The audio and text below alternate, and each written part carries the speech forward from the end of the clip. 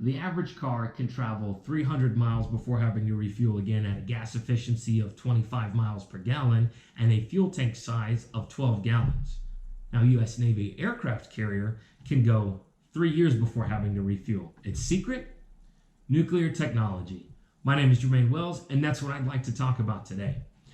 Now, nuclear technology, nuclear power was the most sought after technology at the peak of the nuclear renaissance. And this is because it has a high energy output and is a zero carbon emission source of energy. But we've seen that start to decline since the early 2000s. And this may be due to our awareness of nuclear accidents, such as what happened in Chernobyl and Fukushima, and the association between nuclear weapons and nuclear technology. And additionally, we also have our increased efforts in renewable energy and how we can fit that into our into our energy plan. Now, nuclear energy is still important to the United States, and we shouldn't entirely eliminate it. Although nuclear accidents are of very great concern, we should also remember that the two accidents that occurred outside of the United States. And the Nuclear Regulatory Commission in 2011 writes that the Fukushima accident occurred and is unique to Japan because of the environmental disasters there. Also on top of that, the Nuclear Energy Institute in 2019 wrote on Chernobyl, and why it wouldn't occur in the United States was because that reactor would never have been built on U.S. soil in the first place. As far as weapons go, Nicholas Miller, an author featured in the 2017 issue of National Security, writes that countries that seek nuclear technology aren't necessarily seeking nuclear weapons. Renewable energy sources are great, and we should integrate them into our nuclear technology to make our climate change goal. Now, how do nuclear reactors work? So nuclear reactors work on a process known as nuclear fission, which is splitting atoms apart and generating a lot of energy. And nuclear atoms are made of three subatomic particles. You have protons, neutrons, and electrons. The bond that holds together protons and neutrons is so strong that when it's broken, it releases a large reaction. The U.S. Energy Information Administration's article in 2017 illustrates that uranium-235 is the most abundant nuclear material that is the easiest to split. So how does this all fit into a nuclear plant? Well, we have what's known as the Rankine cycle, which is a closed system. Now, this graphic here is from the University of Calgary. In their webpage in 2018, best breaks down the Rankine cycle as starting with water being moved from a pump. Now, this pump goes to a boiler and is heated up through conduction. Now, the water inside this pump doesn't touch or mix with any of the nuclear materials in the nuclear side of the system. So this is heated up to a very, very high saturated dry vapor, water vapor, and then it gets pushed through a turbine which rotates and generates energy. Now, the steam comes back down towards the pump and is cooled through a condenser and returned back to a liquid form. The only byproduct of nuclear plants is steam. So whenever you see those large plumes of smoke going into the sky, remember that that's just steam.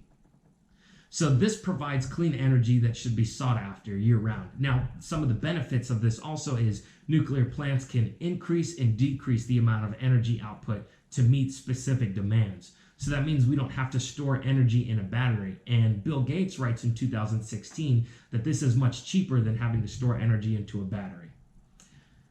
The chart of energy production in the United States, which was provided by the Lawrence Livermore National Laboratory, shows that we are currently heavily reliant on petroleum, coal, and natural gas. Our goal should be a near zero carbon emission by 2050.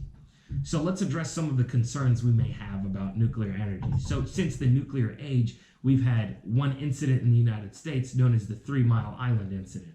Now, there was no damage to soil, water, sediment, or plants in the area, and the Nuclear Regulatory Commission's publication in 2018 shows that there have been no cancers within a 10-mile radius of this. Now, this gives us plenty of time to research it because this accident occurred in 1979, which was well before Fukushima and the Chernobyl accident. This kind of reinforces our culture of safety and how Americans, we like to point out faults in our technologies and we don't sweep things under the rugs. It also demonstrates our effective use of an emergency action plan and how we were able to contain a nuclear disaster without causing any external harms. Now, the Fukushima and Chernobyl accidents each had unique flaws. So as I mentioned before, the Nuclear Energy Institute points out that the Russia used an RBMK reactor, which has overrides that allows the plant to go to a supercritical condition. On top of that, the personnel inside the plant at the time weren't properly trained.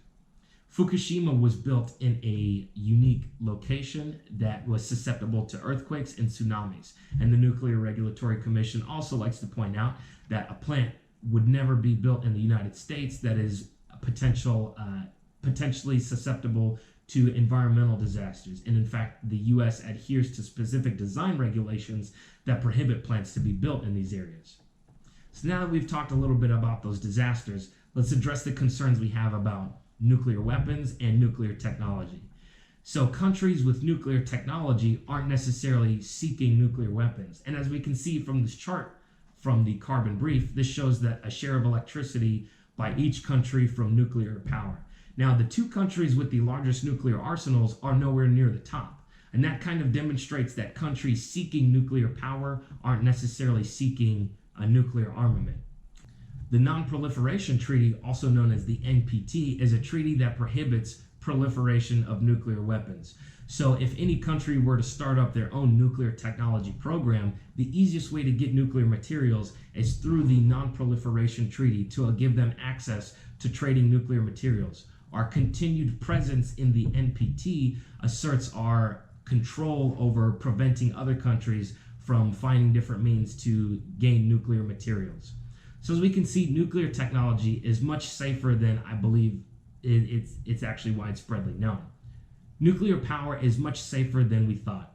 It is a zero carbon emission source that will bring us closer to resolving our current climate change issues. Continuing safe practice will also further increase our proficiency and technology that we use to successfully generate clean energy and transition from fossil fuels. So I'm going to answer a couple questions I received. The first one asks, can you talk more about the resistance that people have to nuclear power and how you might mitigate or address the issues they raise? The first myth that I think should be addressed is that nuclear plants aren't anything like nuclear bombs. They're not just going to explode like a nuke would. And even then, whenever nuclear warheads go off, it's not due to some chain explosion. It has to be detonated by a detonator.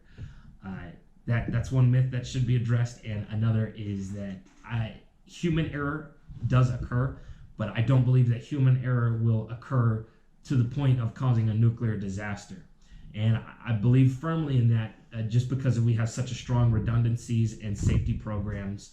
And these have been kind of exemplified by the U.S. Navy, who's been using nuclear power since 1954 and has yet to have any type of nuclear accident.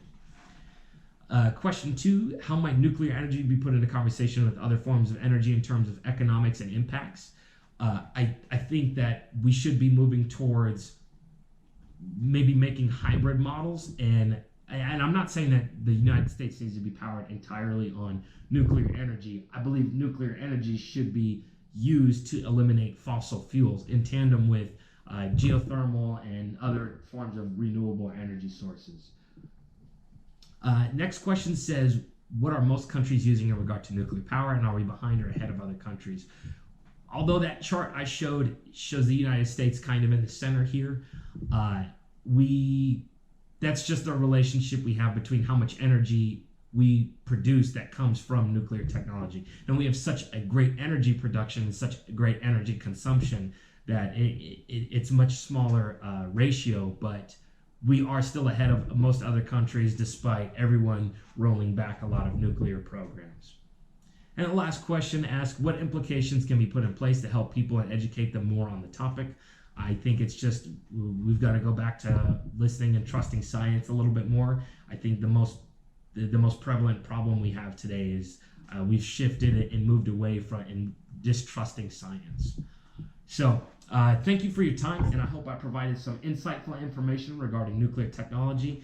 And most importantly, I hope we see changes in our future.